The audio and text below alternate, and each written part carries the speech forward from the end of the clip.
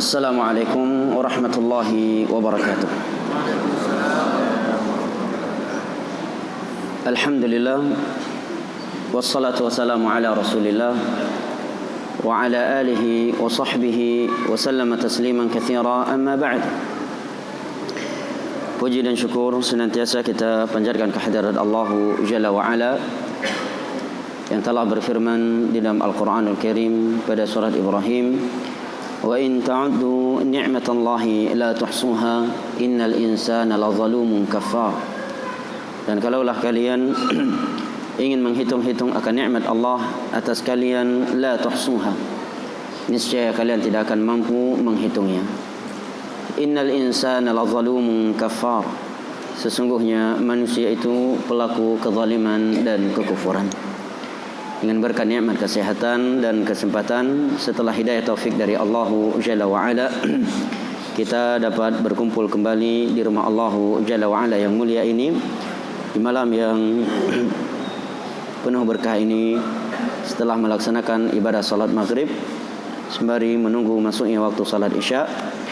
Kita kembali melanjutkan kajian fikih kita dari kitab Bulughul Maram. Tentunya salawat beserta salam senantiasa kita sanjung sajikan kepada Nabi besar kita Muhammad sallallahu alaihi wasallam yang telah bersabda, wa may yuridillahu bihi khairan yufaqihu fid din. May yuridillahu bihi khairan yufaqihu fid din. Barang siapa yang Allah inginkan kebaikan untuknya, maka Allah akan fahamkan dia tentang ilmu agama ini. Hadis riwayat Al-Imam Al-Bukhari dari Muawiyah ibnu Abi Sufyan radhiyallahu anhu. Pada pertemuan terakhir kita dalam membahas hadis nomor 102, yaitu hukum seputar mandi bagi orang yang junub sebelum tidur, hukum mandi, hukum wudu bagi seorang junub yang ingin tidur, dan hukum mandi atau wudu bagi orang yang junub dan ingin mengulangi hubungan seksualnya dengan istrinya. Nah, apakah wajib mandi kembali ataukah wudu ataukah tidak wajib? Ini telah kita selesaikan pembahasannya pada pertemuan yang lalu. Berikut ini hadis 103.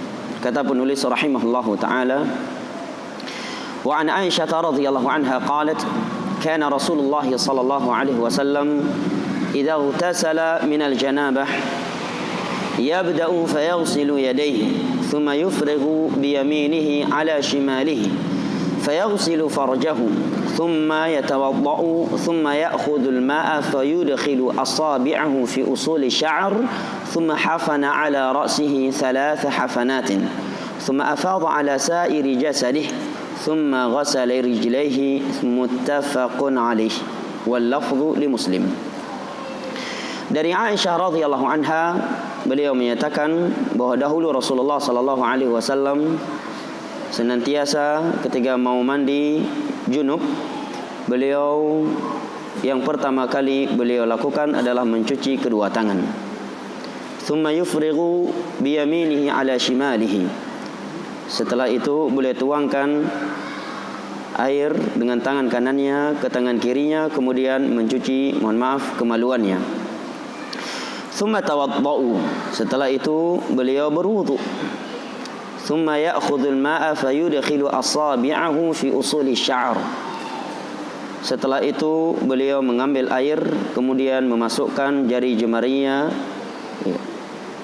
ke rambut sehingga membasahi ubun-ubun dari atau kulit daripada kepalanya. Thumma hafana ala ra'sihi 3 hafanat.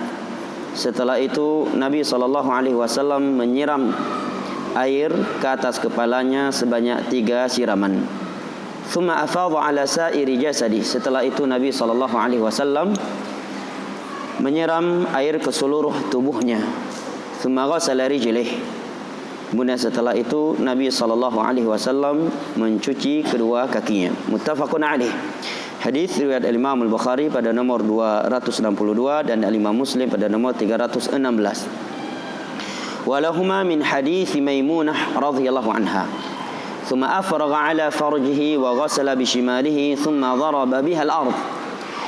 Dan juga dalam riwayat Imam Al-Bukhari dan Muslim dari hadis Maimunah radhiyallahu anha ummul mukminin. Dalam riwayat beliau ada penambahan yang tidak terdapat dalam riwayat Aisyah, yaitu ucapan beliau thumma afragha ala farjihi. Setelah itu beliau menyiram kemaluannya wa ghasalahu bishimalihi, dan mencucinya dengan tangan kirinya. Thumma daraba bihal ard. Setelah itu beliau mengusap tangannya ke tanah. Wa fi riwayatin, dalam riwayat yang lain, famasahahuma biturab. Beliau mengusap kedua tangannya, kedua telapak tangannya setelah mencuci, kemaluannya kepada tanah. Wa fi akhirih, dan pada akhir lafaz riwayat Maimunah beliau menyatakan thumma ataituhu bil mindili faraddah. Kemudian aku datangkan sehelai kain. Dalam riwayat lafaz yang lain bi khirqatin, sehelai kain. Kemudian Nabi menolaknya, Nabi tidak menerimanya. Wa ja'ala yanfudul ma'a bi yadihi, dan beliau mulai mengeringkan air dengan tangannya. Naam. Hadis ini disebutkan oleh Al-Imam Ibnu Hajar Al-Asqalani rahimahullahu taala di pembahasan ini untuk menerangkan kepada kita sifat wudu Nabi, sifat mandi junubnya Rasulullah sallallahu alaihi wasallam, dan bahasa yang lebih umum sifat mandi syar'i yang dipraktekkan oleh Rasulullah sallallahu alaihi wasallam. Di sini di hadapan saya dalam Sahih Bukhari, saya bacakan riwayatnya biar lebih lengkap ya. Di dalam Sahih Bukhari di sini berikan nomor pada nomor 274. Ya.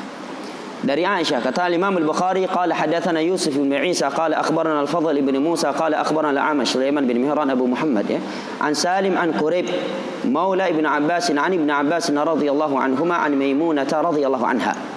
قالت وضع رسول الله صلى الله عليه وسلم وضوءا للجنابة فأكفأ بيمينه على شماله مرتين أو ثلاثا ثم غسل فرجه ثم ضرب يده بالأرض أو الحائط مرتين أو ثلاثا ثم مضمض واستنشق وغسل وجهه وذراعيه ثم أفاض على رأسه الماء ثم غسل جسده ثم تنحى فغسل رجليه فقالت فأتيته بخرقة فلم يردها فجعل ينفض الماء بيده. Naam. Dari Abdullah bin Abbas meriwayatkan dari Maimunah. Maimunah merupakan bibinya Abdullah bin Abbas.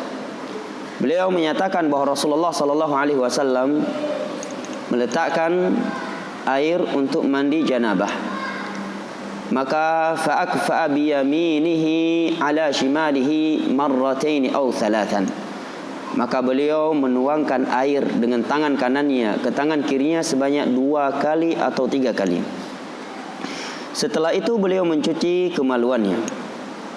Setelah itu beliau mengusap, memukul tangannya ke tanah atau dinding. Marrataini aw thalathan, sebanyak 2 kali atau 3 kali.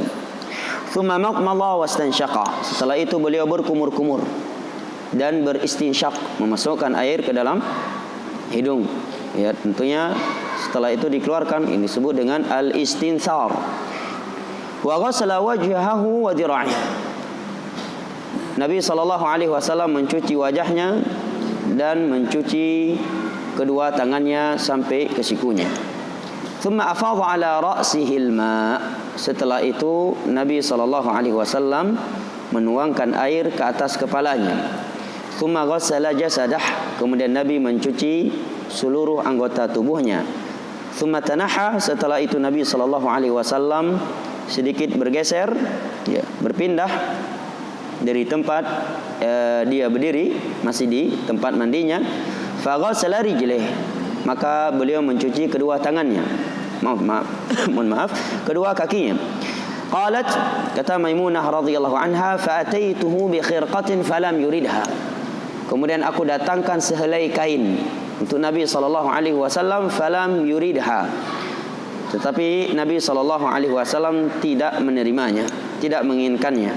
Faja'ala yanfudhul ma'a bi yadihi. Kemudian beliau mengeringkan air dari tubuhnya dengan tangannya. Naam.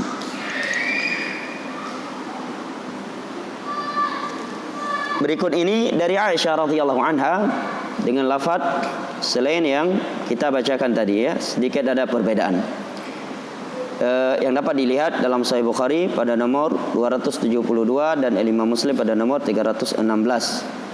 Juga dalam Sahih Bukhari pada nomor 273 dan Imam Muslim pada nomor 43. Aisyah radhiyallahu anha menyatakan, kana Rasulullah sallallahu alaihi wasallam idza ightasala minal janabata ghasala yadihi. Bahwa Nabi sallallahu alaihi wasallam apabila mandi junub, maka yang pertama kali beliau lakukan adalah mencuci kedua tangannya. Tsumma tawaddaa wudhu'ahu lis-shalah. Kemudian setelah itu beliau berwudu seperti wudunya untuk salat. Setelah selesai berwudu seperti wudu mau menegakkan atau melakukan salat, ثم يخلل بيده شعره حتى إذا ظن أنه قد أروى بشرته أفاض عليه الماء 3 مرات.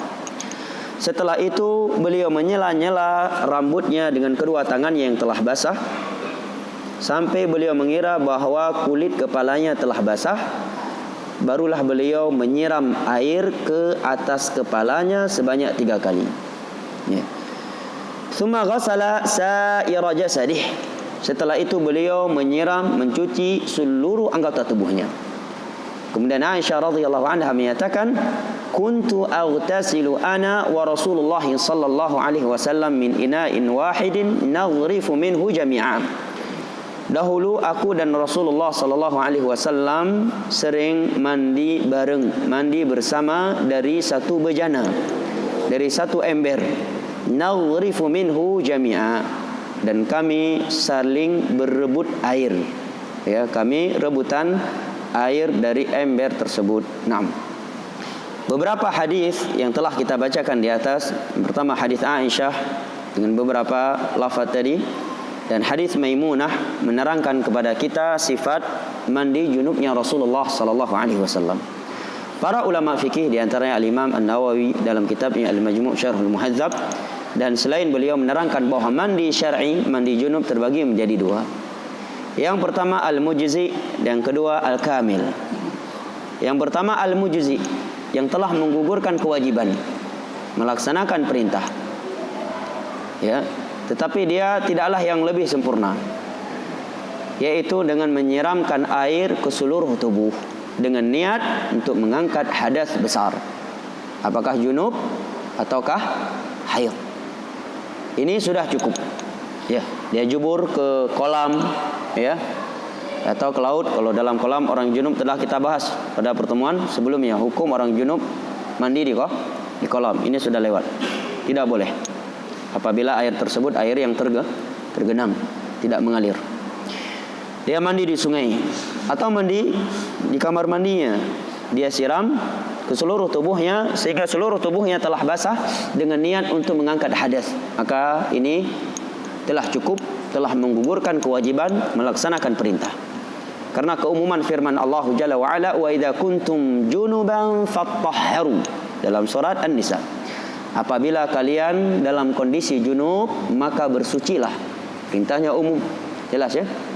Yang kedua kata Imam Nawawi adalah al-ghuslul kamil, mandi yang sempurna, yang afdal. Itulah yang baru saja kita baca dari hadis Aisyah dan Maimunah.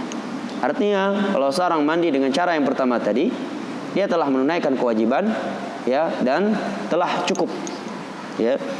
Tetapi kalau dia ingin lebih afdal, maka melakukan apa yang telah kita ketahui dari riwayat Maimunah dan Aisyah menerangkan kepada kita sifat mandi junubnya Rasulullah sallallahu alaihi wasallam. Alasan yang kedua, ini tidak dikatakan wajib karena tidak ada perintah dari Nabi untuk mandi seperti ini selain perbuatan dari beliau.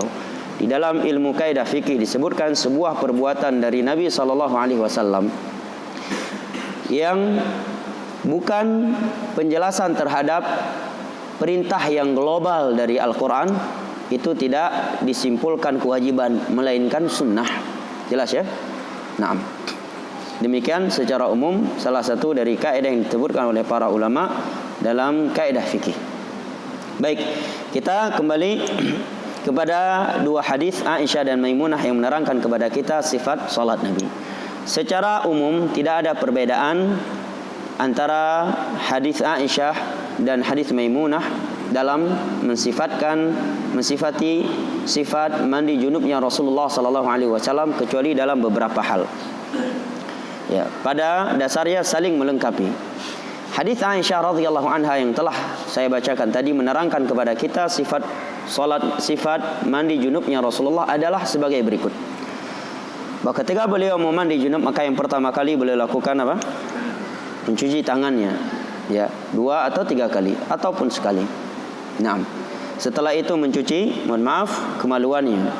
Dalam riwayat Maimunah disebutkan rinciannya bahwa beliau mencucinya dengan tangan kirinya. Dan telah kita bahas pada pertemuan yang lalu hukum memegang kemaluan dengan tangan kanan, baik ketika buang hajat, ketika cebok ataukah di kondisi yang lainnya. Ini telah kita terangkan pembahasannya. Dan apakah memegang kemaluan itu membatalkan wudu ataukah tidak, dengan sengaja ataukah tanpa sengaja. Ini juga sudah kita bahas. Nah, setelah itu Nabi SAW mengusap kedua tangannya ke tembok atau ke tanah. Sebagian para ulama menyebutkan juga boleh kalau dia tidak mengusap dengan mencucinya dengan air. Jelas ya? Setelah itu Nabi SAW berwudu. Dalam hadis Aisyah disebutkan seperti wudunya salat sempurna. Bagaimana dia berwudu ketika mau salat, seperti itulah wudunya. Setelah itu Nabi SAW menyela-nyelakan jari jemarinya ke kepalanya yang telah terbasahi dengan air, sampai merasa bahwa kulit kepala semuanya telah basah.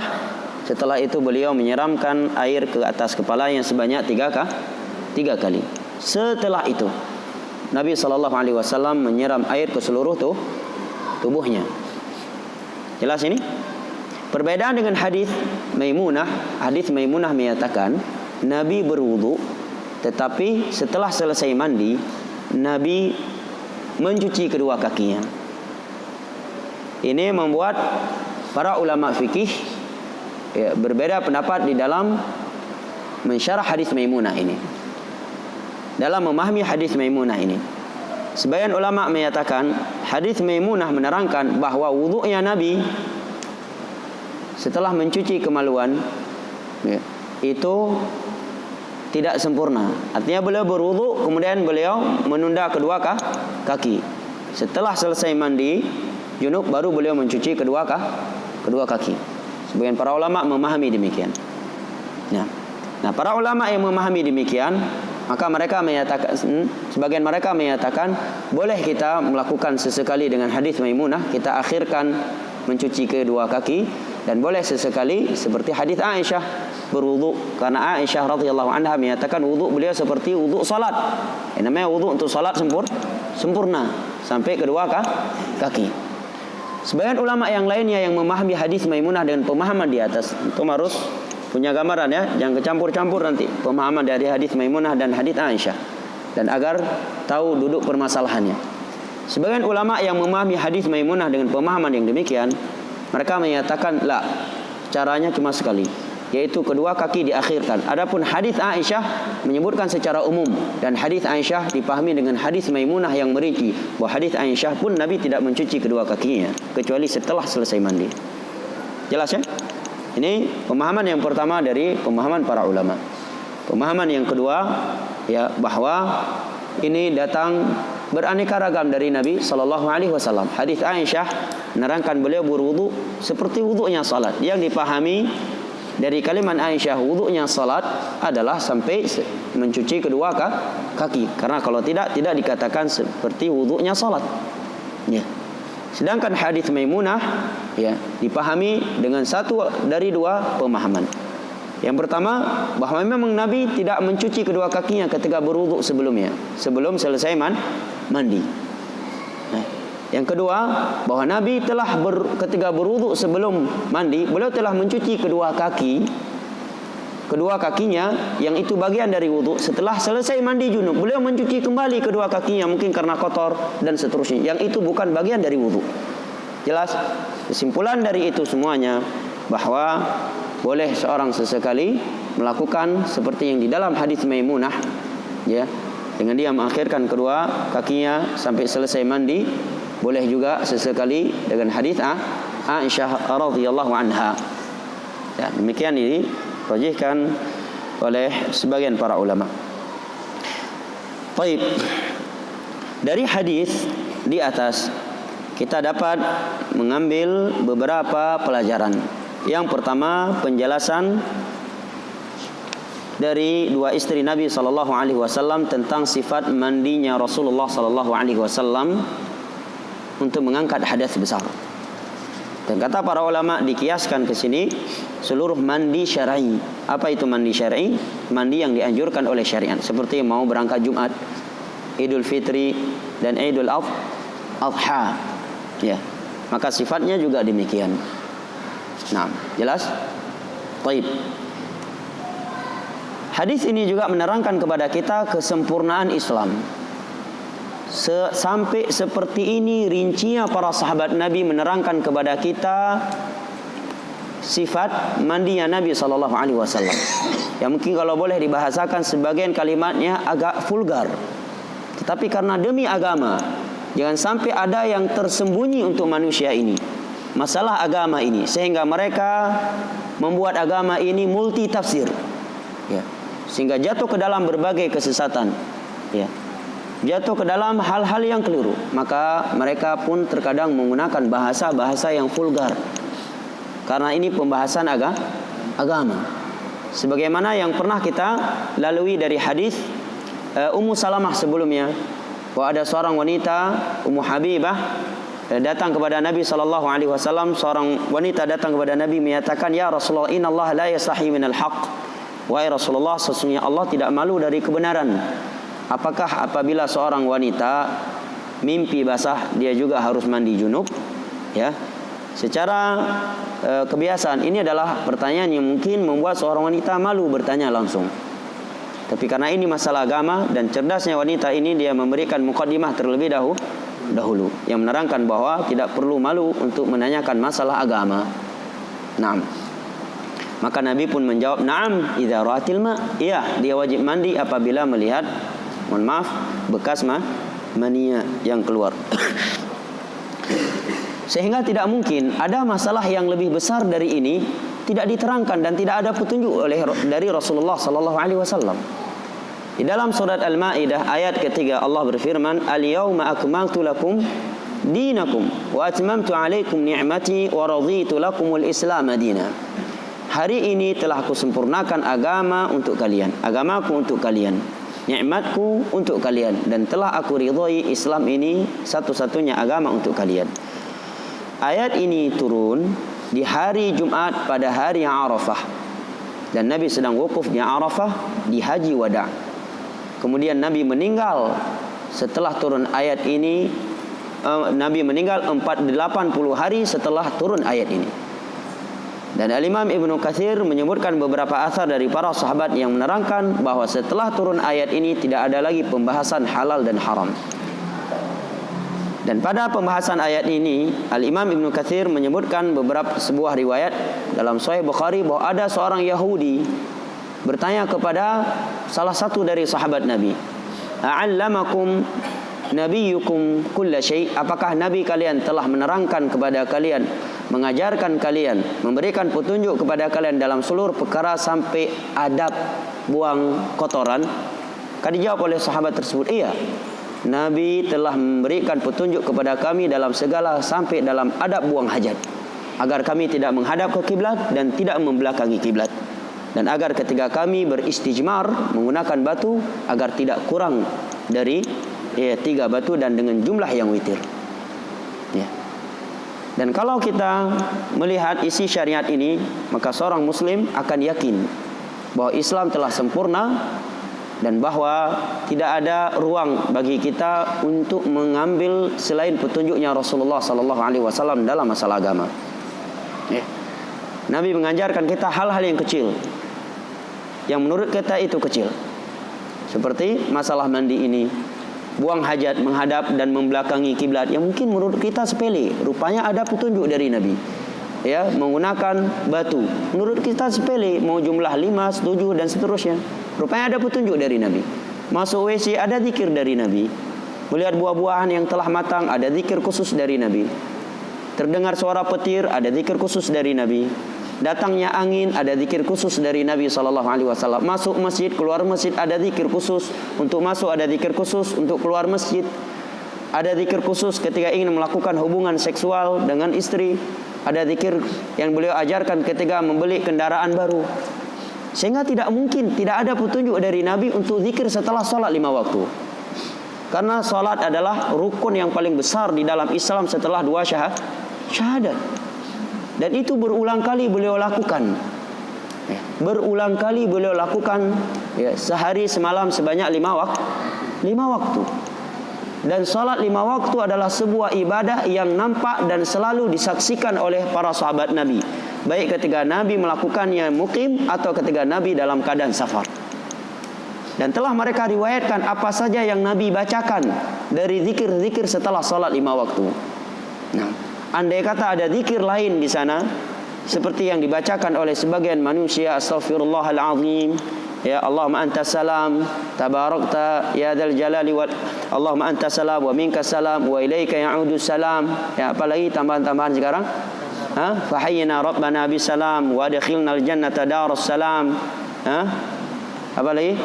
Tabarakta ya dzal jalali wal ikram. Ini saya akan diriwayatkan. Yang ada dari Nabi setelah dalam doa ini bunyinya hanya Allahumma antas salam wa minkas salam tabarakta ya dzal jalali wal ikram. Jangan ditambah-tambah lagi. Ya, jangan pakai logika. Ya. Sudah ada petunjuk zikir-zikir setelah salat 5 waktu dari Nabi. Jangan malah kita ganti-ganti dan memakai yang lainnya. Kita pakai surat Al-Fatihah di situ, ya, Al-Fatihah wa rahmatullah, ya. Dan jelas-jelas Al-Fatihah dibacanya wa rahmatullah. Nah, dan zikir-zikir lainnya. Apakah petunjuk kita lebih baik daripada petunjuknya Rasulullah sallallahu alaihi wasallam? Bukankah dari kandungan makna syahadat anna Muhammadan Rasulullah adalah alla na'budallah illa bima syara', agar kita tidak beribadah kepada Allah kecuali dengan apa yang telah diberikan contoh oleh Nabi sallallahu alaihi wasallam? Bukankah dari kandungan makna syahadat anna Muhammadan Rasulullah ada menjadikan beliau sebagai suri toladan? Nah, kalau sudah ada suri toladan dari beliau setelah salat 5 waktu, kenapa kita meneladani selain beliau? Ya kan? Sudah ada. Ya. Taruhlah kita mengalah misalkan dengan alasan tidak mesti sesuatu yang belum dilakukan oleh Rasulullah kalau dilakukan setelah beliau itu bid'ah. Ya, ini kaidah ini bisa benar bisa salah. Andai kata kita mengalah, baik. Nah, sekarang sudah ada dari Nabi. Mana yang baik? Yang buat kita ambil apa yang telah ada dari Nabi atau kita ambil dari selain Nabi? Jelas kan? Bagi orang yang paham Islam, pasti dia akan menjawab lebih baik mengambil apa yang datang dari Nabi. Udah ada paket dari Nabi, kita ambil paket lain. Sebagian orang menyatakan tidak mesti setiap sesuatu yang belum dilakukan oleh Nabi, ketika kita lakukan setelah beliau itu dikatakan bid'ah. Kaidah ini bisa benar bisa salah. Tapi salahnya orang ini dia menjadikan beberapa dalil berikut ini untuk kaidah ini. Tidak perlu saya sebutkan namanya, ya, Ustaz YouTube. Nah, dalilnya katanya Nabi tidak pernah salat tahiyatul masjid katanya. Apakah kalau kita melakukan salat tahiyatul masjid sekarang jadi bid'ah? Ini bahlul orangnya. Bahlul. Tidak paham ya bagaimana pendalilan di dalam agama, ya. Dan ini sebenarnya orang yang belajar dasar kaidah fikih sudah paham bagaimana sumber pendalilan di dalam agama. Sumber pendalilan di dalam agama tidak semata-mata perbuatan dari Nabi. Ucapan beliau juga sumber hukum. Memang secara perbuatan Nabi tidak pernah didapatkan melakukan salat tahiyatul masjid, tapi hadis beliau banyak. Ucapan beliau dengan tegas memerintahkan kita agar tidak duduk kecuali telah salat 2 rakaat sebelumnya. Hadis Abi Qatadah Al-Ansari. Dalam riwayat Al-Imam Al-Bukhari dan Muslim, Nabi menyatakan dengan tegas, "Idza dakhala ahadukumul masjida fala yajlis hatta yarka' rak'atain." Apabila salah satu di antara kalian masuk ke dalam masjid, jangan dia duduk sampai salat 2 rakaat. Ya. Tuntunan Nabi itu perbuatannya, ucapannya, atau takrir dari beliau, iqrar dari beliau. Dalil yang kedua kata orang tadi, Bilal ketika ditanyakan oleh Rasulullah sallallahu alaihi wasallam, "Wahai Bilal, aku mendengar apa? Apa yang beliau dengar dari Bilal di dalam surga?" Teropaknya kakinya Bilal. Maka Nabi bertanya, "Amalan apa yang kau lakukan wahai Bilal?" Maka Bilal menjawab, "Tidaklah aku berwudu kecuali aku salat 2 rakaat setelah itu." Hadis yang sahih. Nah, ini menerangkan bahwa para sahabat berijtihad melakukan sebuah ibadah yang Nabi belum melakukannya dan Nabi belum menyuruhnya. Subhanallah. Ini kedustaan atas nama Nabi sallallahu alaihi wasallam. Jelas-jelas hadisnya Nabi menganjurkan kita salat 2 rakaat setelah wudu. Hadis Utsman bin Affan dalam Sahih Bukhari dan Muslim. Nabi menyatakan, "Man tawadda nahwa wudu'i hadza thumma shalla rak'ataini la yuhditsu fihima nafsahu ghafarallahu lahu ma taqaddama min dhanbihi." Barang siapa yang berwuduk seperti wuduknya aku, kemudian setelah itu dia salat 2 rakaat, yang dia khusyuk di dalam 2 rakaat tersebut, akan Allah ampuni dosa-dosanya yang telah berlalu. Ya. Ini hadis Utsman. Dan Nabi sudah berwuduk semenjak di Mekah, karena di Mekah sudah mulai ada salat, hanya saja belum sempurna seperti di Madinah. Yang 4 rakaat masih 2 rakaat di Mekah. Jelas ya? Sehingga sangat mungkin hadis ini sudah ada di Mekah. Nah, kemudian andai kata tidak ada hadis itu, ikrarnya Nabi kepada Bilal itu merupakan sumber hukum dan mereka di zaman wahyu. Ya. Nah, sekarang kalau kita ingin mencetus sebuah ibadah setelah masanya Nabi, siapa yang mengikrar itu boleh dan itu benar? Bilal tadi langsung diikrar dan tidak diingkari oleh Nabi. Dan sesuatu yang terjadi di zaman wahyu dan tidak ada pengingkaran, itu dijadikan sebagai sumber hukum di dalam Islam. Ya, sebagaimana ucapan Jabir, "Kunna na'zil wal Qur'anu yanzil." Dahulu kami melakukan azal di masa Nabi. Apa azal bahasa lembutnya dalam bahasa Indonesia? Khawatir nih jomblo salah tafsir nanti. Azal. Mohon maaf.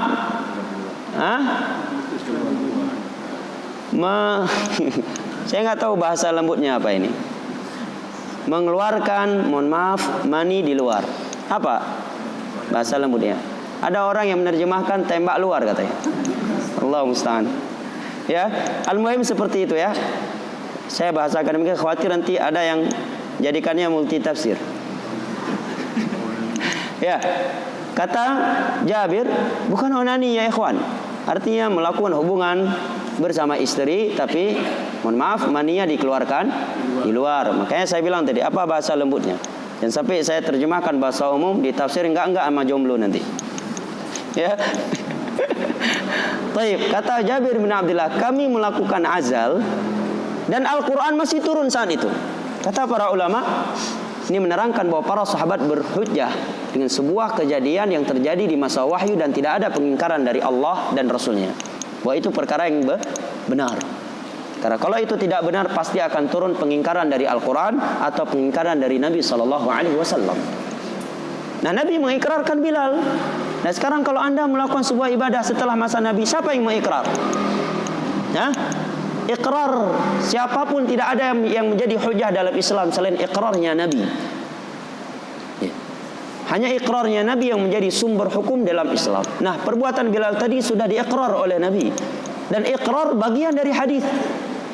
Oleh karena itu Imam Ibnu Hajar dan ulama yang lain yang membahas kaidah hadis, mereka mendefinisikan hadis adalah ma udhifa ila an-nabiy sallallahu alaihi wasallam min qaulin aw fi'lin aw taqririn aw sifatin khalqiyyatin aw khuluqiyyatin. hadis itu adalah sesuatu yang dinisbatkan kepada Nabi. Apakah itu ucapan, perbuatan, takrir, ikrar, ataukah sifat akhlak atau sifat bentuk tubuh beliau? Itulah hadis. Jelas ya? Dari sisi mana hadis itu bisa dijadikan dalil untuk melakukan perbuatan bid'ah?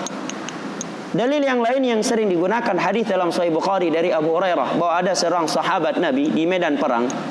Setiap kali beliau solat dan mengakhiri bacaan dari rakaat solatnya itu dengan surat Qul Huwallahu Ahad, setelah membaca sebuah surat atau sebagian ayat Al-Quran setelah Al-Fatihah. Maka pulangnya mereka ceritakan kepada Nabi bahwa sahabat ini melakukan demikian, dan mereka tidak melihatnya dari Nabi sebelumnya. Maka Nabi berkata kepada mereka, coba tanyakan kepada dia, apa dasar dia? Kenapa dia melakukannya? Kemudian dia menyatakan, karena aku cinta kepada surat ini. Maka Nabi pun mengikrarnya. Katanya di sini boleh melakukan sebuah ibadah sebelum ada tuntunan dari Nabi. Kita katakan ini di zaman wahyu, dan ini ada ikrar dari Nabi. Nabi mendiamkannya, Nabi tidak mengingkarinya.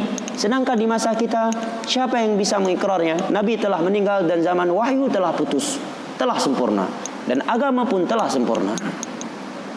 Jelas ya? Ya. Terkadang sebagian orang ketika membawa dalil seakan-akan ilmiah. Bagi orang yang belum memahami hadis, dalil-dalil yang digunakan untuk membenarkan bid'ah oleh manusia sekarang itu sudah dibantah 600 tahun yang lalu oleh Imam Asy-Syatibi. 600 atau lebih 800 tahun yang lalu. Dalil-dalil yang digunakan tadi dalam kitabnya Al-I'tisam 2 jilid. Ya, di antara dalil juga yang sering dipakai untuk boleh melakukan bid'ah, bahwa Utsman mengumpulkan Al-Quran, dan di masa Nabi belum ada. Ini juga bentuk kedustaan atas nama Nabi dan Utsman. Siapa bilang di masa Nabi Al-Quran belum dikumpulkan? Ya. Telah dikumpulkan Al-Quran di masa Nabi, hanya saja belum seperti di zamannya Utsman sebanyak 30 juz dengan satu bacaan. Di sana disebutkan dalam hadis-hadis yang sahih, di zamannya Nabi Al-Quran dikumpulkan alal likham, ditulis di lempengan-lempengan batu, ya, di pelepah-pelepah kurma. Hanya saja karena di masa Nabi penghafal Al-Quran masih banyak, Nabi masih hidup, ya, dan wahyu masih turun, ya, faktor belum menuntut mereka tidak mengumpulnya sebanyak 30 juz. Di masa Abu Bakar dikumpulkan Al-Quran sebanyak 30 juz, tetapi masih beliau biarkan 7 bacaan, ya, sab'atu ahruf. 7 bacaan ini 7 lahjah, 7 logat. Bahasa Arab itu memiliki 7 logat, ya, dan turun Al-Quran dengan 7 logat ini, ya, 7 logat, bukan bahasa. Kalau kita di Aceh kan beda, bahasa Gayo, bahasa Pidi beda. Tapi kalau logat mungkin hampir sama, logat Cerai dengan Aceh Pidi, ya, bahasanya sama, cuma logatnya beda. Itu namanya lahjah. Ya. Zaman Abu Bakar silakan membaca dengan lahjah ini, lahjah itu. Tapi sudah dikumpulkan 30 juz. Sebabnya karena ada 70 para sahabat yang ahli Al-Quran meninggal di peperangan Musailamah Al-Kadzab. Naam. Kemudian di zamannya Utsman, beliau melihat akan terbukanya pintu perpecahan kalau mereka dibiarkan baca Al-Quran dengan salah satu dari 7 lahjah ini. Karena di masa Nabi pernah terjadi perdebatan antara 2 sahabat. Dia melihat orang ini baca Al-Quran beda dengan bacaan dia, sampai hampir berantem. Ya, kemudian diselesaikan oleh Nabi bahwa boleh kedua-duanya. Nah, di zamannya Utsman, ya, beliau khawatir akan terjadi pertumpahan darah gara-gara perbedaan bacaan. Maka beliau kumpulkan semuanya Al-Quran, ya, sebanyak 30 juz dengan sebuah bacaan, dengan sebuah lahjah. Yang dari sebuah lahjah ini keluar sab'ah qiraah sab'ah. Jadi sab'ah qiraah sab'ah itu bukan 7 lahjah tadi, ya, tapi dari satu lahjah yang dikumpulkan oleh Utsman bin Affan dengan bahasa Quraisy. Nah, katanya di sini Utsman melakukan sesuatu yang tidak dilakukan oleh Nabi. Dari mana? Zaman Nabi sudah ada pengumpulan Al-Quran, zaman Abu Bakar juga ada. Jawaban yang kedua, Utsman bin Affan adalah salah satu dari Khulafa Ar-Rasyidin yang Nabi perintahkan kita untuk mengikuti mereka, ya, dan Nabi menyatakan mereka Rasyidin yang mendapatkan petunjuk, Mahdiyin yang mendapatkan hidayah. Kalau anda, siapa yang merekomendit? Khulafa Ar-Rasyidun bukan, mungkin lebih dekat ke Abu Nawas. Kalau kita, ya, Jawaban yang ketiga, apa yang dilakukan oleh Utsman bin Affan sedikit pun tidak mengubah apa yang ada di masa Nabi.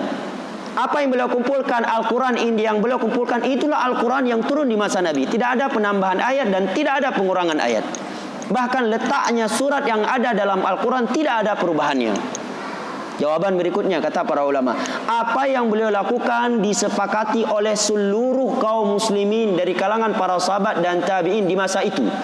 Dan ijma'nya kaum muslimin secara totalitas adalah sumber hukum di dalam Islam, adalah hujjah. Ya. Adapun yang menyatakan bahwa Abdullah bin Mas'ud tidak sepakat, maka telah datang beberapa riwayat yang menunjukkan bahwa beliau rujuk pada akhirnya. Kemudian beliau sepakat. Nah, kalau kita melakukan zaman sekarang, siapa yang bisa menyatakan telah sepakat seluruh kaum muslimin? Sepakat oknum manusia tidak dijadikan sumber hukum. Yang menjadi hujjah dari ijma' adalah ijma' totalitas seluruh ulama mujtahidin hadil ummah. Jelas ya?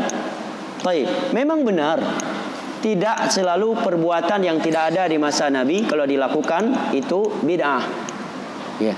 Tapi ini ucapan yang kurang tepat. Tepatnya sebuah ibadah, sebuah kebaikan ya, yang tidak dilakukan oleh Nabi, tidak ada di masa Nabi, baik dengan ucapan atau perbuatan beliau, dan ada faktornya serta tidak ada penghalangnya, jika dilakukan setelah masa beliau itu bid'ah. Ini yang benar. Jelas ya?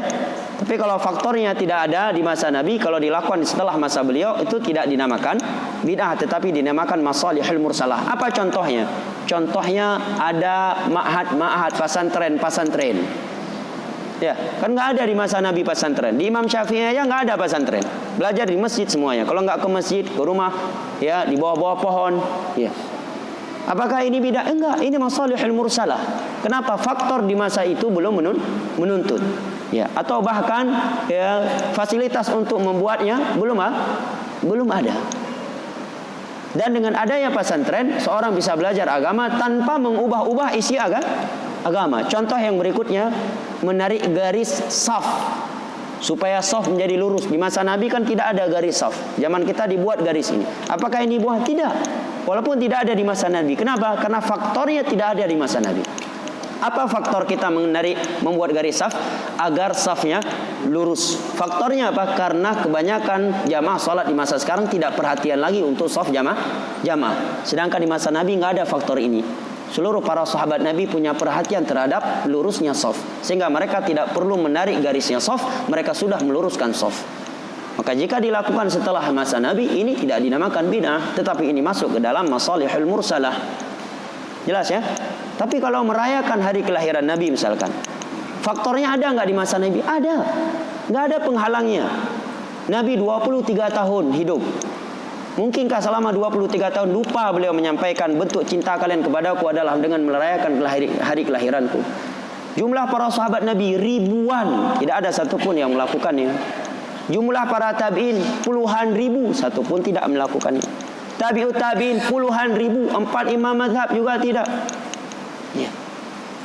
Sampai pada abad keempat yang menyatakan bahwa yang pertama kali merayakan Maulid adalah Salahuddin Al-Ethiopi. Ini kedustaan terhadap sejarah.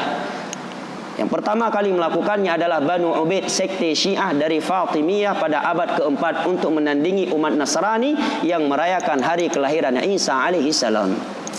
Dan itu bukan bagian dari ajaran Nabi Isa alaihi salam. Jelas ya? Sehingga janganlah membawa dalil-dalil seperti tadi untuk membenarkan hal yang demikian.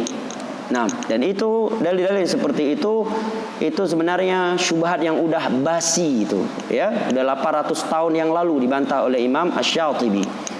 Ya, kurang lebih atau 6 hingga abad ke-8. Itu syubhat udah basi itu. Ya, bukan ya pembahasan baru, bukan syubhat baru. Nah, baik. Ini faedah, beberapa faedah yang dapat kita petik dari hadis di atas. Berapa menit lagi ya? Baik, saya persilakan jika ada yang ingin menyampaikan kritikan, masukan, diskusi dengan adab ilmiah. Nah, sebelum kita melanjut, nah, silakan Bapak. Saya pernah baca buku ini, Asmaul Husna, masalah maha berbaikat. itu ada Rasulullah bersabda, orang yang membaca ini kita baca buku. Nah, Masya Allah. Mungkin orang yang membaca Quran tapi tidak pernah mengamalkan sama dengan tidak pernah melihat Tuhan. Orang yang membaca Al-Quran tetapi tidak mengamalkan sama seperti tidak melihat Tuhan. Ini buku ini ya. Nah, Itu orang melayani orang tuanya, mengurus orang tuanya, tapi dia marah melihat orang tuanya. Tapi sama dengan tidak pernah mengurus. Itu itulah sambung lagi. Aku tidak bisa berbuat apa-apa untuk dia, dan dia tidak bisa berbuat apa-apa untukku. aku tidak usah berbuat apa-apa untuk dunia dan dunia tidak usah berbuat Untuk dia, untuk orang tersebut. untuk orang tersebut. Orang yang Nah, jadi bagaimana pemahamannya? pertanyaannya, nah, bagaimana pemahaman riwayat ini? Karena disebut kalau hadis-hadis lain kan. Ya. Hadis sahih. Nah, Masya Allah. Sahih ini. Betul. Jadi tidak ada disebut. Masya Allah. Jawabannya pertanyaan dari orang tua kita tadi bahawa beliau membaca sebuah buku, di situ disebutkan sebuah riwayat yang bunyinya orang yang membaca Al-Quran tapi tidak mengamalkannya sama saja seperti tidak melihat Tuhan. Ya. Dan orang yang mengurus orang tuanya dalam keadaan dia marah, sama saja dia tidak mengurusnya. Aku tidak perlu berbuat apa-apa untuk dia dan dia telah berbuat apa-apa untukku. Ya. Yang pertama, kita harus minta riwayat siapa ini. Karena kalau dia sebutkan riwayat langsung bisa kita cari. Kalau Bukhari Muslim jelas. Ya, kalau Sunan Abi Daud kita bisa cari dan syarahnya telah ada dan tahqiq ulama juga ada seperti kitab Majma' Az-Zawaid. Dan para ulama menyebutkan kaidah di antara cara mengetahui sebuah hadis itu palsu dan palsu adalah maknanya itu bertentangan dengan kaidah-kaidah umum agama. Nah, bunyi hadis tadi bertentangan dengan kaidah umum. Di situ disebutkan orang yang tidak mengamalkan Al-Quran seakan-akan dia tidak melihat Allah. Nah, orang kalau mengamalkan Al-Quran, apakah dia bisa melihat Allah? Hah? Tidak pernah melihat Quran. Seakan-akan dia tidak pernah melihat Al-Quran. Nah, kalau demikian ya mungkin yang kedua, kalau dia dikatakan aku tidak perlu buat apa-apa untuk dia dan dia telah berbuat apa-apa untukku. Ini untuk Rasul. Ini seakan-akan ya Nabi SAW belum tidak berbuat apa-apa untuk umat ini. Padahal perjuangannya Nabi SAW amat jelas. Ya. Maka kalau pemahamannya, kalau bunyinya demikian, ini tidak benar. Ya, tetapi kalau andai kata hadis ini adalah ada riwayatnya dan sahih, maka perlu kita bahas bagaimana penjelasan ulama. Ya, hampir seluruh kitab hadis sudah ada penjelasan dari para ulama. Nah, wallahu a'lam bishawab. Sudah adzan.